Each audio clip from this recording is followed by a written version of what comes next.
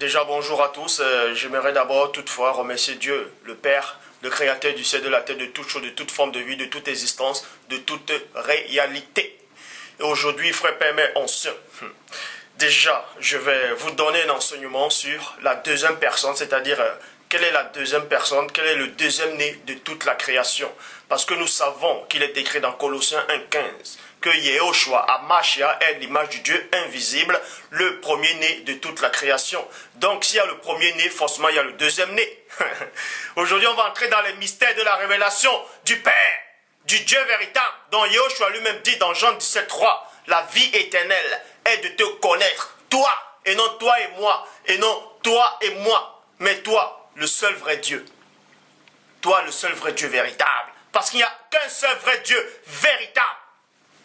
Donc, toutefois, avant de parler de l'enseignement, il y a beaucoup de frères et sœurs qui m'ont appelé, qui m'ont écrit, qui m'ont laissé des messages. Il y a certains messages que je n'ai pas pu répondre jusqu'à présent, parce que j'étais un peu très occupé. Pourquoi? Parce que je suis en train d'écrire un livre. Oui, un livre.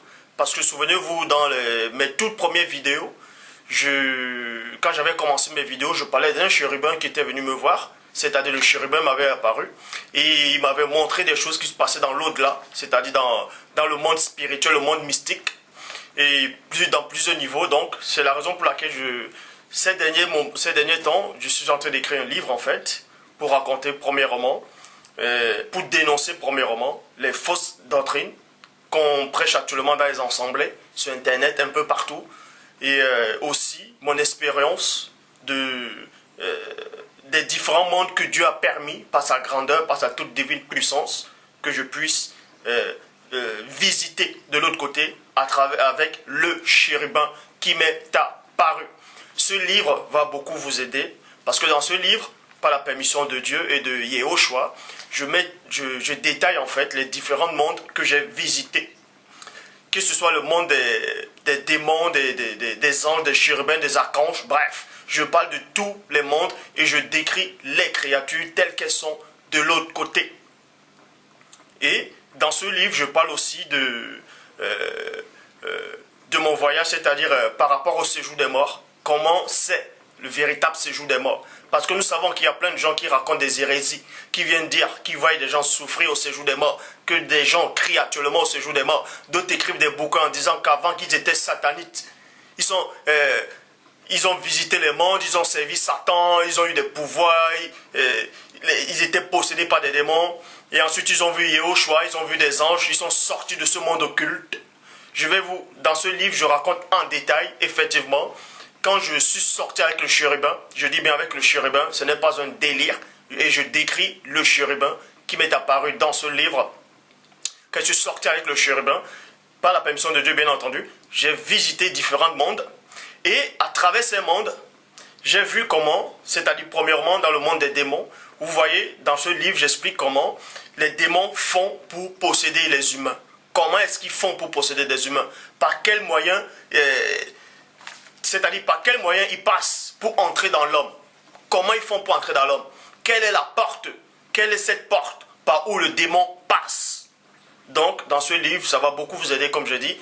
J'explique beaucoup, avec précision, en détail. Bien entendu aussi avec les versets bibliques pour bien affirmer ce que je dis par rapport à l'expérience.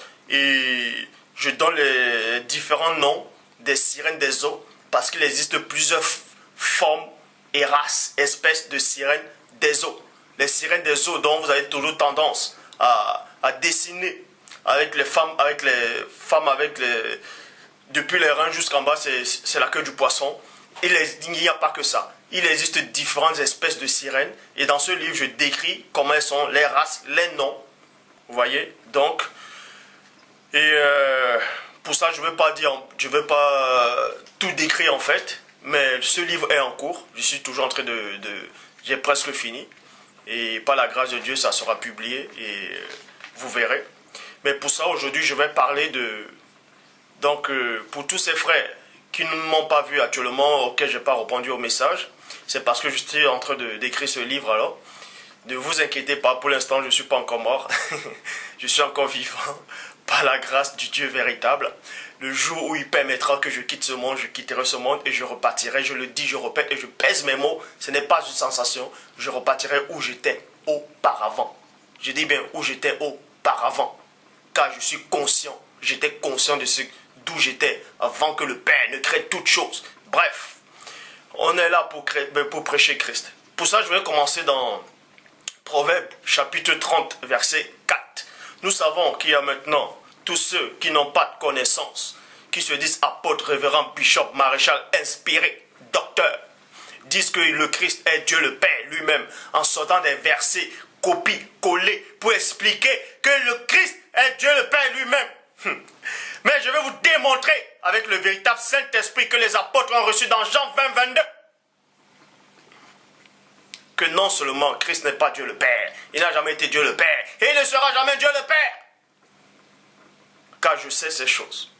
Pour ça, on va dans Proverbes chapitre 30, verset 4, qui dit, qui est monté dans les cieux, virgule, et qui est descendu, point d'interrogation, qui a recueilli le vent dans ses mains, point d'interrogation, qui a serré les eaux dans son vêtement, point d'interrogation, qui a fait paraître les extrémités de la terre, point d'interrogation, quel est son nom, virgule, quel est son nom, quel est son nom. Donc, Salomon, l'Ecclésiaste ici, c'est-à-dire Proverbes, puisque nous savons que c'est Salomon qui écrit Proverbes, et Salomon ici parlait en fonction de ce que le Saint-Esprit, le véritable Saint-Esprit, est en train de l'inspirer en fait. Donc Salomon posait la question. Vous allez voir que les questions qu'il posait ici, c'était par rapport à la création du monde. C'était par rapport à la création, par rapport à l'univers, par rapport à la réalité du Père. Et Salomon disait, qui a créé toutes choses? Qui c'est qui a mis le vent dans ses mains? Et quel est le nom de la personne qui a mis le vent dans ses mains? Et ensuite il dit, et quel est le nom de son fils? Point d'interrogation. Le sais-tu? Point d'interrogation. Donc Salomon ici, il vous dit ici, à travers le véritable Saint-Esprit, que Dieu existe, le Père existe réellement, mais que le Père aussi avait un fils, avant que le fils ne descende sur la terre. Dans Philippiens 2, 5 à 7 qui dit, ayant vous les sentiments qui étaient en Yehoshua, lequel existait en forme de Dieu, et non en forme de Dieu le Père, mais n'a point regardé comme une proie arrachée d'être égal à Dieu, mais s'est dépouillé lui-même en prenant une forme de serviteur, en devenant semblable aux hommes, ayant paru comme un simple homme, s'est humilié lui-même, s'est rendu obéissant jusqu'à la mort, et même jusqu'à la mort de la croix. C'est pourquoi aussi, Dieu le Père l'a souverainement élevé, en lui donnant un nom qui est au-dessus de tout nom, afin qu'au nom puissant de Yehoshua, tout genou fléchisse dans les cieux, sur la terre, plus bas que la terre. Donc vous comprenez ici que Salomon avait compris que Dieu existait, que le Père existait en tant que Père, et que ce Père avait un fils. Et ils étaient deux personnes distinctes. C'est pour ça qu'il dit, quel est son nom, et quel est le nom de son fils. Et encore dans Jean chapitre 1, verset 18 dit, personne n'a jamais vu Dieu. Le Fils engendré, qui est dans le sein du Père, est celui qui l'a fait connaître. Donc avant que le Fils ne fasse connaître le Père, le Fils existait déjà, mais pas en tant que Père, mais en tant que Fils. Il est descendu, il s'est dépouillé en tant que Fils et non en tant que Père. Dans le mystère, c'est quoi? Parce que dans Proverbe 25, verset 2 dit, la gloire de Dieu est de cacher des choses. La gloire des rois est de sonder les choses. Néanmoins, le Père avait caché cela à Salomon. Qu'est-ce que le Père avait caché à Salomon? Salomon a juste dit, a compris que le Père existait et que le Père avait un fils. Mais le Père avait caché à Salomon qu'il avait un deuxième fils, un deuxième né de toute la création. Les prophètes de l'ancienne alliance, les apôtres ont prophétisé, ils ont prêché. Mais ils n'ont pas su dire quelle était la deuxième personne qui était née. Quelle est la deuxième personne issue de la création. Avant les anges, avant les trônes dignité archanges, les séraphins, les Ophanimes. Ce deuxième être existait déjà. Mais c'est qui? Pour ça, on va d'abord toucher le livre d'Enoch. Mais je ferai une autre vidéo si le Père le permet. Il existe plusieurs versions des livres d'Enoch qui contredisent la Bible. Parce qu'il y a des versions d'Enoch, il y a les versions éthiopiennes, il y a la version les secrets du livre d'Enoch, il y a d'autres, c'est le livre d'Enoch. Bref, il y a tellement de... Et j'ai lu ces versions, et ces versions ne se ressemblent nullement. Parce qu'il y a d'autres versions où il est dit que les morts, ceux qui meurent dans le péché, sont actuellement en train de souffrir dans le séjour des morts. Et dans d'autres versions d'Enoch, ce n'est pas écrit ainsi. Il n'y a pas ça. Et dans d'autres versions d'Enoch, il est dit que Enoch est monté au ciel et il a vu la face de Dieu. Et il a conversé avec le Père. Or, Yahushua dit dans Jean 3,13, personne n'est monté au ciel. Et encore dans Jean 1,18, personne n'a jamais vu Dieu. Donc, pour ça, la version d'Enoch que je donne ici, c'est-à-dire le verset d'Enoch que je vais toucher par rapport à la deuxième personne de la création, en tout cas, pas cette version, mais ce chapitre que je vais donner, j'atteste qu'il est vrai. Parce que même le prophète Daniel aussi atteste cela. Pour ça, on va aller dans Enoch 45, verset 1 à 2 qui dit: là, je vis l'ancien des jours, virgule.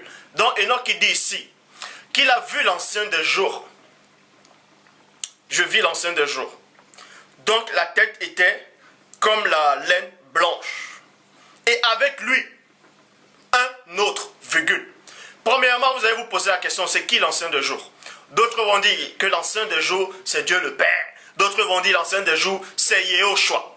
Mais toujours est-il ici. On vous dit ici qu'Enoch avait vu l'ancien des jours. Et il y avait quelqu'un qui était à côté de l'ancien des jours. Cette personne qui était à côté de l'ancien des jours, c'était qui?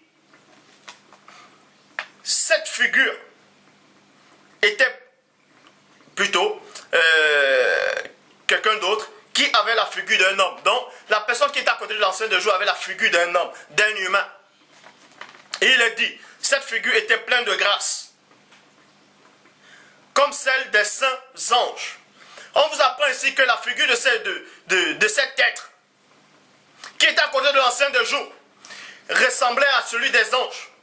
Son visage était plein de grâce comme le visage des anges. Ça veut dire qu'il n'est pas l'ancien des jours, qu'il n'est pas le Père, qu'il n'est pas les anges. Il ne fait pas partie de la race des anges. Mais qui il est réellement? Alors j'interrogeai un des anges qui était avec moi. Et il m'expliqua tous les mystères qui se rapportaient au Fils de l'homme. Au Fils de l'homme, point. D'autres vont dire le Fils de l'homme c'est Yahushua. Nous savons que le Fils de l'homme c'est Yahushua. Mais dans Ézéchiel, il est aussi écrit que Ézéchiel on l'appelait Fils de l'homme. Mais ici, dans cette version d'Enoch 45, versets 1 à 2, c'était avant toute chose. C'était avant que le Christ ne descende sur la terre, que Enoch avait vu cela, avait eu cette révélation, avait eu cette vision. Je lui demanda qui était, virgule, d'où il venait, et pourquoi il accompagne l'ancien des jours. Pourquoi il accompagne l'ancien des jours? Le mystère c'est quoi? C'est que l'ancien des jours était là, et il y avait quelqu'un qui était aussi à côté de lui. Partout où l'ancien des jours partait, en tout cas c'était dans le divin ciel, partout où l'ancien des jours partait, quand il se promenait, cet homme le suivait. Et Enoch qui demande, mais c'est qui cet homme-là? C'est qui cette personne? C'est qui ce Fils de l'homme qui suit l'ancien des jours partout où il va? Il me répondit en ces mots, 2 points, c'est-à-dire c'est l'ange qui avait accompagné Enoch. Parce qu'il y a d'autres versions d'Enoch où il est dit que c'est 2 anges qui sont venus chercher Enoch sur la terre. Ils l'ont fait visiter le monde. Et dans d'autres versions, c'est un seul ange qui l'a fait visiter le monde. Et toujours aussi, dans d'autres versions d'Enoch, il est dit que c'est 3 anges qui sont descendus sur terre. Et ils ont eu des rapports avec les femmes sur la terre dans Genèse 6.1. Et dans d'autres versions, c'est plutôt écrit c'est 200 anges qui sont descendus. Donc, il y a déjà une contradiction. Bref, il me répondit en ces mots, 2 points.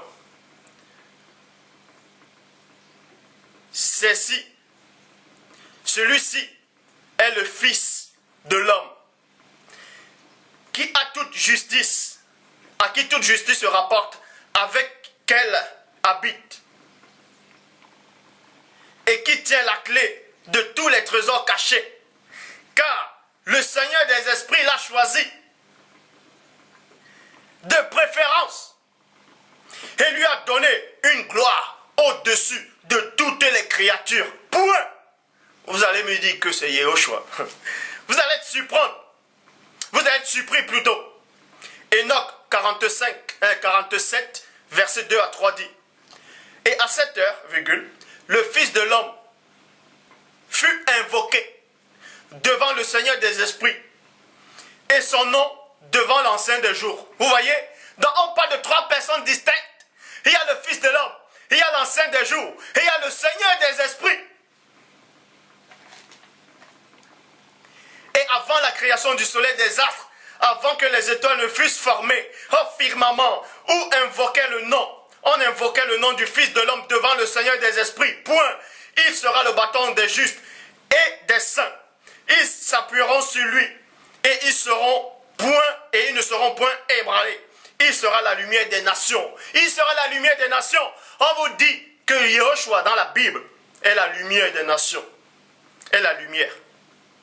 Mais Christ néanmoins dit aussi à ses apôtres: vous êtes la lumière du monde. Daniel 7, verset 13 à 14 dit: je regardais pendant mes visions nocturnes, c'est-à-dire mes visions de la nuit, et voici, sur les nuées des cieux arriva quelqu'un de semblable à un fils de l'homme, et il s'avança vers l'ancien des jours. Vous voyez que Enoch a parlé de ça, Daniel aussi parle de ça. Il s'avança vers l'ancien des jours et on lui fit approcher de lui. Point. Donc Daniel aussi a eu cette révélation. Dans ses visions divines de la nuit, il a vu quelqu'un qui s'avançait sur les nuées vers l'ancien des jours. On lui donna la domination, la gloire et le règne. Et tous les peuples, les nations et les hommes et de toute langue le servirent. Point. Sa domination est une domination éternelle qui ne passera point. Et son règne ne sera point détruit. Point. Maintenant, le mystère, c'est quoi? Dans Daniel 7, 2, plutôt dans Daniel 21 à 22, dit quoi? Je vis cette corne faire la guerre au sein du Très-Haut, au sein, et l'emporter sur eux. Jusqu'au moment. Écoutez la révélation. Pour ceux qui pensent que l'ancien des jours, c'est Dieu le Père. Et que le Fils de l'homme qui s'approchait vers l'ancien des jours, c'était Yehoshua. Écoutez la révélation dans Daniel chapitre 7, verset 21 à 22. Je vis cette corne faire la guerre au sein, et l'emporter sur eux.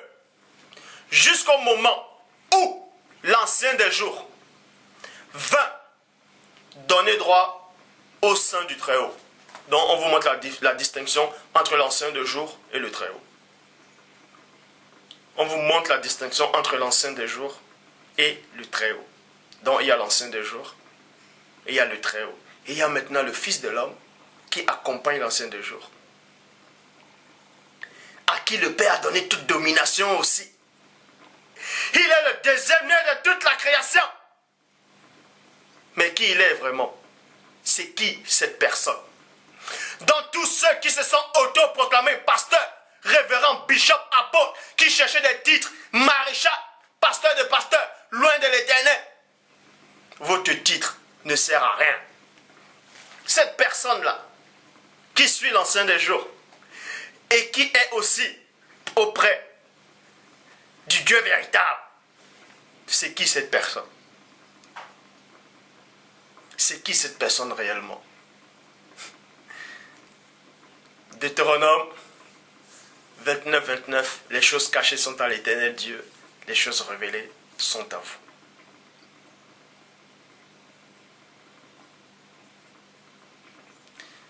Aujourd'hui, je ne vous donnerai pas l'identité de cette personne qui s'avançait vers l'ancien de jour. Parce que nous savons qu'il y a l'ancien de jour, il y a aussi le Très-Haut. Et il y a aussi ce Fils de l'homme là. C'est qui? Je ne vous donnerai pas cette identité aujourd'hui. Demandez au Père. Mais toujours est-il que Dieu existe, Dieu est vivant. Et le Dieu que les gens adorent actuellement, ce n'est pas Dieu. Personne ne connaît mon Père. Je dis bien, personne ne le connaît. Donc, arrêtez de délirer en disant, Dieu m'a dit. Vous croyez qu'un seul instant, Dieu le Père va venir vous parler directement? Quand vous lisez dans Exode, il est dit que Moïse a parlé avec Dieu, le Père, face à face. Mais, dans le Nouveau Testament, dans Actes des Apôtres, il est dit quoi? Que c'était même pas Dieu qui parlait au mont Sinaï, c'était un ange. C'était un ange. Donc vous apprenez que Moïse n'a même pas parlé avec Dieu le Père face à face.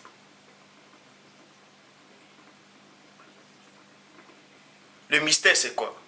Quand Dieu, c'est-à-dire dans la Bible, les Bibles que vous avez actuellement, dans l'Ancien Testament, quand on dit l'Éternel Dieu parla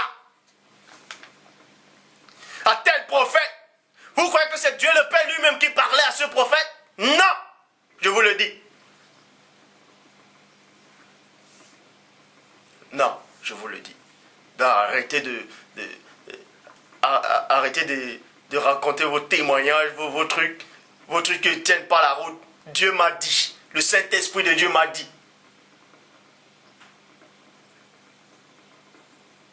Dieu vous parle à travers son ange. Parce que quand les anges puissants, en force et en autorité, parlaient aux prophètes, ils parlaient en tant que Dieu, comme s'ils étaient Dieu. Parce que la parole de Dieu résidait en eux. Mais ce n'était pas Dieu le Père. Donc arrêtez de faire croire que Dieu le Père est descendu dans l'Ancien Testament sous forme théophanique ou une sorte de Christophanie. Christ, pour venir dans ce monde, était obligé de se débrouiller. Il était obligé d'enlever sa toute divine puissance pour venir sur terre. Et vous osez dire que le Père, quand il descendait en tant que dans l'Ancien Testament, il est descendu sous forme théophanique. Une théophanie, c'est quoi? Pour ceux qui ne savent pas, pour vous qui racontez des hérésies à chaque fois, une théophanie, c'est quoi? C'est un être supérieur, divin, qui descend sur terre, mais qui ne sait pas débrouiller. C'est-à-dire, il garde sa nature, il garde sa même puissance. Mais sauf qu'il prend une autre apparence. Il n'y a pas de débrouillement. Donc, expliquez-moi, si Christ était descendu dans Daniel 10, en tant que théophanie, c'est-à-dire en forme de l'homme vêtu de lin. Si c'était Christ, comme certains le disent, même Michel d'Astier le dit, parce que toi, Michel d'Astier te dit, tu n'as pas reçu la révélation. Vous osez dire que Yehoshua est descendu dans Daniel 10 sous forme théophanique, en l'homme vêtu de lin. Une théophanie, pour ceux qui ne savent pas, c'est quelqu'un qui descend, mais il garde sa même puissance, sa même force. Expliquez-moi, si Christ est descendu dans Daniel 10, en tant que théophanie de l'homme vêtu de lin, comment se fait-il que le chef du royaume de Perse ose le résister 21 jours? Alors que résister à Christ, si pour vous c'est Dieu le Père, il a gardé sa même puissance. On ose le résister. Parce que vous n'êtes pas assis dans les Écritures. Les hommes ont modifié les Écritures. Les hommes ont mis les idées. Les hommes ont changé des choses. Ils ont falsifié l'histoire. Vous êtes encore emprisonnés. Vous êtes encore esclaves de l'église babylonienne, de l'église catholique, de Mama Kato.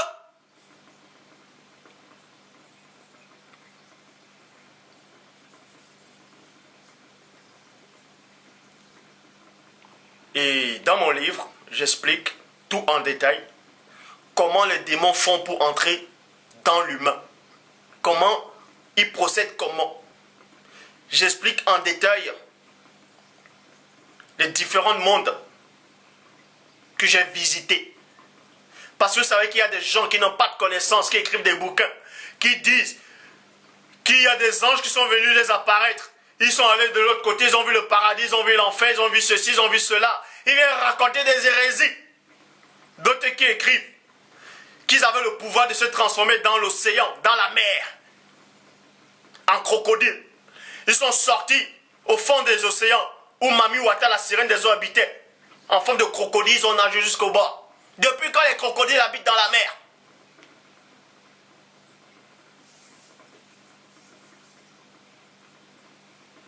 Donc, et vous voyez même dans le livre de Rebecca Brown, où elle raconte des hérésies dans son bouquin, en disant qu'actuellement, il y a des démons qui possèdent les gens et qui transforment les corps. Il y a des gens qui changent les physionomies, ils deviennent des loups-garous. D'autres racontent des histoires, ils disent qu'il y a des hommes qui ont le pouvoir de se transformer en serpent. Les hommes se transforment en oiseaux. Tout ça, c'est faux. Il y a un verset dans la Bible, je dis bien, un verset dans la Bible, où le Père dit que l'homme n'a pas ce pouvoir. Ce verset-là existe dans Jérémie. Ce verset-là existe. Aucun homme, je le dis, n'a le pouvoir de se transformer en une autre créature. Physiquement, c'est impossible. De même que les démons n'ont pas le pouvoir et la capacité de prendre une apparence physique. C'est faux! Le Père interdit cela. Donc tous ceux qui disent que le démon peut prendre la forme, une sirène des eaux, elle sort de l'eau, elle prend la forme d'une belle femme, elle vient en boîte de nuit séduire les gens. C'est faux! Elle possède plutôt une fille pour venir séduire. Les démons sont des esprits. Ce sont des esprits, ce sont des hybrides, ce sont des néphilim. Ils n'ont pas la capacité, le pouvoir de prendre la chair, de se transformer à quelque chose de physique. C'est faux. Mais il a plutôt dit que Satan, lui, se transforme en ange de lumière. Parce que c'est un esprit qui se transforme toujours en un esprit.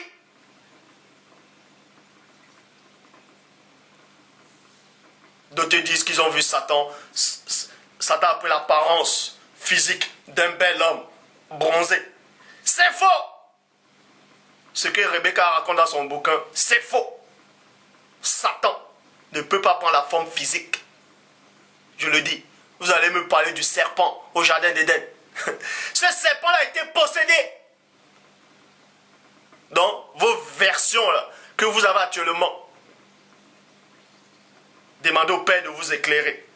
Parce qu'il est dit dans Apocalypse chapitre 12, verset 7, qui eut guerre dans le ciel, Michel et ses anges combattirent contre le dragon. On vous apprend que dans Apocalypse chapitre 12, verset 9, le grand dragon, le serpent ancien, fut précipité. Le serpent ancien a lutté, c'est-à-dire le serpent qui était au jardin d'Éden, a lutté dans le ciel. Et la chair et le sang ne peuvent hériter le royaume de Dieu, donc ils ne peuvent pas aller au ciel.